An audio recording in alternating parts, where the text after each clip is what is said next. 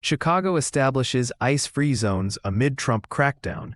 In a bold pushback to the Trump administration's intensified immigration enforcement, Chicago Mayor Brandon Johnson issued an executive order establishing ICE-free zones across city-owned properties. Under the order, federal agents lacking valid warrants are barred from entering public buildings like schools, parks, libraries, and certain municipal facilities. The measure comes as federal ICE raids intensify under a campaign dubbed Operation Midway Blitz, which has led to over 1,000 arrests in Illinois, including some controversial sweeps in apartment complexes. Local leaders say those operations sow fear, disrupt communities, and cast wide nets that ensnare people regardless of criminal history.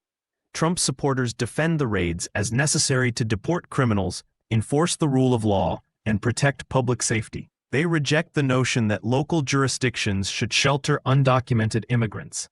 The White House argues the zones undermine federal authority and favor sanctuary policies that weaken enforcement. Legal battles are already underway. The state and city have sued to challenge the constitutionality of deploying troops without local consent.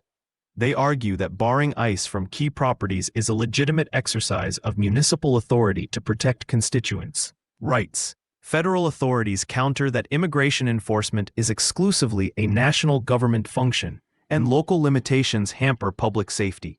The dispute exemplifies the increasing friction between national MAGA priorities and liberal city governance. For MAGA advocates, creating zones where ICE cannot operate is tantamount to obstructing justice. For Democrats, the zones are a necessary defense of civil liberties amid what they see as overreach by the Trump administration.